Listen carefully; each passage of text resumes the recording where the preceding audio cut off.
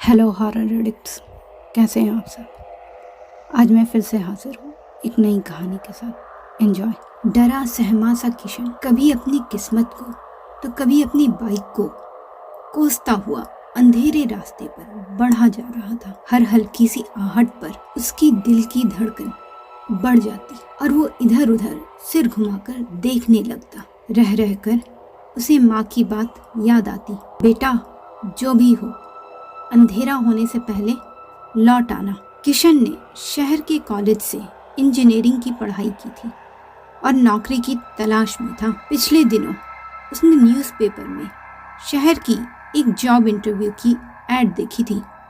वहाँ जो क्वालिफिकेशन मांगी गई थी वो सब किशन के पास थी। किशन बहुत कॉन्फिडेंट था कि उसको ये जॉब मिल ही जाएगी। इंटरव्यू वाले दिन सुबह जल्दी उठकर किशन नहा धोकर तैयार हो गया तो माँ ने कहा, भगवान को प्रणाम करके जाना बेटा, सब अच्छा होगा। जब वो निकलने ही वाला था माँ दही शक्कर भी ले आई। तभी उन्हें याद हो आया कि गांव के रास्ते में सड़क के किनारे एक बहुत पुराना बरगद का पेड़ लगा हुआ था। गांव वालों का कहना था कि उस बरगद के पेड़ पर एक चुड़ैल रहती है जो लोगों का खून पीती है। वैसे तो कभी दिन के वक्त कोई घटना नहीं हुई, पर माँ का दिल कहाँ मानता था। उन्होंने किशन को आगाह किया, बेटा जो भी हो अंधेरा होने से पहले लौट आना और उस बरगद के पेड़ की तरफ देखना भी मत। किशन हाँ माँ कहता घर से निकल गया। 1 घंटे बाइक चलाकर वो शहर पहुंचा ही था कि तेज हवा चलने लगी थी। काले बादल छाने लगे थे और बिजली भी चमकने लगी थी। उसने बाइक की रफ्तार तेज कर दी। वो किसी भी हाल में इंटरव्यू मिस नहीं करना चाहता था, पर होनी को कुछ और ही मंजूर था।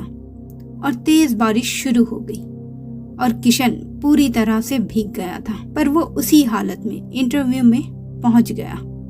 पर जैसे ही उसने अपनी फाइल खोली उसकी आंखों में आंसू आ गए। बारिश में भीगकर उसके सारे कागजात खराब हो गए थे।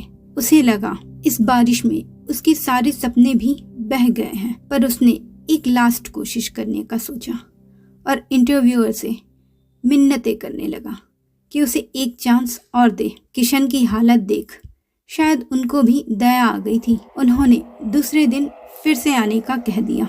किशन के तो जैसे जान में जान आ गई हो। वो उनको बार बार थैंक्स कहकर वहां से निकला। वापसी के वक्त गांव के नज़दीक पहुंचते पहुंचते किशन की बाइक पंचर हो गई। उसने सब तरफ तलाश किया पर कोई पंचर की दुकान खुली हुई ना थी। एक तो वो बरगद का पेड़, ऊपर से बारिश। उस रास्ते पर इंसानों का नामो निशान तक नहीं दिख रहा था। किशन के पास बाइक को धक्का मारने के अलावा और कोई चारा नहीं बचा था। जहाँ पेड़ था वहाँ पहुँचते ही घबराहट के कारण किशन का कलेजा बैठा जा रहा था और वो अंधेरे में विशाल पेड़ और भी ज़्यादा भयानक लग रहा था। वो भगवान का नाम लेता अपनी बाइक को धक्का लगा रहा था। पेड़ के नीचे पहुँचते ही उसने नोटिस किया कि वो पेड़ हिल रहा है, पर हवा बिल्कुल भी नहीं चल रही थी। अब तो उसका दिल ट्रेन की रफ्तार से धड़कने लगा।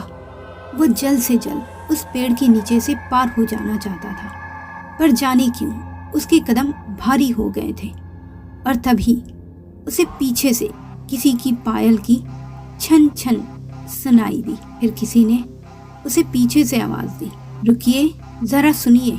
गजब की मोहनी थी उस आवाज में, पर किशन ने सुन रखा था कि रात को कोई पीछे से आवाज दे तो मुड़ना नहीं चाहिए। वो बिना मुड़े गाड़ी को धक्का लगाता रहा, पर पता नहीं उसके शरीर की सारी ताकत कहाँ चली गई थी।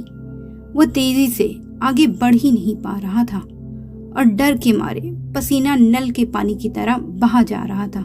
उसे समझ आ गया था कि चुड़ैल उसके पीछे पड़ गई है। 2-3 बार के बाद वो आवाज फिर नहीं आई तो किशन को लगा चुड़ैल ने हार मान ली है। पर अब भी वो पेड़ के नीचे ही था और वो छोटा सा रास्ता था कि खत्म ही नहीं हो रहा था। तभी उसे पीछे से अपनी माँ की आवाज सुनाई दी। किशन बेटा, तुम यहाँ क्या कर रहे हो? इतनी देर कैसे हो गई तुमको? माँ की आवाज पर किशन अनजाने में ही पलट गया। तभी आसमान में तेज रोशनी के साथ बिजली चमकी और डरावना सा ठहाका मारती चुड़ैल उसके सामने खड़ी हो गई। उसका चेहरा बहुत ही घिनौना और भयानक था। उसके लंबे सफ़ेद बाल बिखरे हुए थे। उसने सफ़ेद रंग की साड़ी पहनी हुई थी। उसके हाथों में बड़े बड़े नाखून थे। उसकी आंखें एकदम लाल थीं, जिससे तेज़ रोशनी निकल रही थी, जिसके कारण अंधेरा होने के बावजूद भी वहाँ हल्का हल्का प्रकाश फैल गया था। चुड़ैल किशन की तरफ बढ़ने लगी। बहुत दिनों से मैं इंसान के खून की प्यासी थी। आज मौसम ने भी मेरा साथ दिया। अब तुम मेरा शिकार बनोगे। उस चुड़ैल का घिनौना चेहरा देखकर किशन के मुंह से आवाज ही नहीं निकल रही थी। काली अंधेरी रात, आसमान पर छाए हुए घने काले बादल, रह रहकर बादलों की गर्जना और बिजली का चमकना पूरे वातावरण को और भी भयानक बनाए हुए था। डर से उसका शरीर जम सा गया था और चुड़ैल को अपनी तरफ आता देखकर भी वो भाग नहीं पा रहा था। किशन जोर से चीख पड़ा, पर दूर दूर तक उसकी चीख सुनने वाला कोई नहीं था। खराब मौसम के कारण सड़क पर भी कोई आवाजाही नहीं थी। किशन मदद के लिए पुकारना चाहता था, पर उसके हलक से कोई भी शब्द नहीं निकला। उसे समझ आ गया था कि आज वो इस चुड़ैल के हाथों बेमौत मारा जाएगा। वो खूंखार चुड़ैल पलक झपकते ही किशन के पास आ गई और उसका गला दोनों हाथों से दबोच लिया। फिर उसने अपने नुकीले दांत किशन के गर्दन पर चुभोकर उसका खून पीने लगी। थोड़ी ही देर में किशन का बेहोश शरीर जमीन पर गिर गया। उधर सुबह का निकला किशन रात होने पर भी घर नहीं लौटा तो उसकी माँ को चिंता होने लगी। उस चुड़ैल का डर उन्हें खाए जा रहा था। उन्होंने घबराते हुए किशन के पिता को सब बताया। मुझे बहुत डर लग रहा है। किशन अब तक क्यों नहीं लौटा? आप थोड़ा पड़ोसियों के साथ जाकर देखकर तो आओ। अरे, मुझे पहले क्यों नहीं बताया? मैं अभी गांव वालों को साथ लेकर देख कर आता हूँ, तुम फिक्र न करो। ये कहकर किशन के पिता पड़ोसियों से बात करने के लिए निकल गए।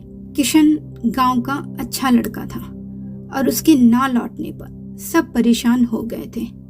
सबको चुड़ैल का डर सताने लगा, पर सबने सोचा कि सब एक साथ मिलकर जाएंगे तो चुड़ैल उनका कुछ भी बिगाड़ नहीं पाएगी। और सब लोग जिसके हाथ में जो लगा वही लेकर चलने को तैयार हो गए। 2 गाड़ियों में सवार होकर सब बरगद पेड़ की तरफ रवाना हो गए। दोनों तरफ से लोग टॉर्चर जलाकर किशन को पुकारते हुए जा रहे थे। पेड़ के नज़दीक आते ही सबके अंदर डर जाग रहा था, तो सब जय श्री राम, जय बजरंगबली का जयकारा लगाने लगे थे। जैसे ही वो बरगद का पेड़ गाड़ी की हेडलाइट्स की रोशनी के दायरे में आया, तो सामने का मंजर देखकर सब लोगों के बदन में सनसनाहट दौड़ गई। सड़क पर एक आदमी बेहोश पड़ा हुआ था और उसके सीने पर एक सफ़ेद आकृति झुकी हुई थी। गाड़ी की आहट पर जैसे ही उसने अपना सिर उठाया, उसका भयानक चेहरा और मुंह से टपकता खून देखकर सबके रोंगटे खड़े हो गए थे। इससे पहले कि किशन के पिता और गांव वाले क्या करना है, कैसे करना है, कुछ भी सोच पाते, चुड़ैल अचानक से गायब हो गई। बदहवासी में किशन के पिता गाड़ी से उतरकर दौड़ने लगे। सारे गांव वाले भी उनके पीछे हो लिए। पास जाकर देखा तो किशन सड़क पर बेहोश पड़ा था। उसका पूरा शरीर सफ़ेद पड़ गया, जैसे उसके जिस्म में खून का एक कतरा भी ना हो, पर उसकी सांसें अब भी चल रही थी। अपने इकलौते बेटे की ऐसी हालत देखकर किशन के पिता का धैर्य टूट गया और उनकी आंखों से आंसू झरझर बहने लगे थे। गांव वाले अब भी सतर्क थे और चारों तरफ टॉर्च जलाकर देखते ही रहे थे कि कहीं चुड़ैल फिर से अचानक हमला न कर दे। उन लोगों ने किशन के पिता को ढांढस बंधाया और किशन को लेकर नजदीक के अस्पताल की तरफ भागे। डॉक्टर ने किशन की नब्ज चेक की, जो बहुत ही धीमे चल रही थी। आनन फानन में उन्होंने किशन को खून चढ़ाया और इलाज के बाद सुबह तक ऑब्जर्वेशन में रखा। सुबह जब किशन को होश आया तब सबके जान में जान आ गई। अस्पताल में जिसने भी किशन के बारे में सुना दंग रह गया।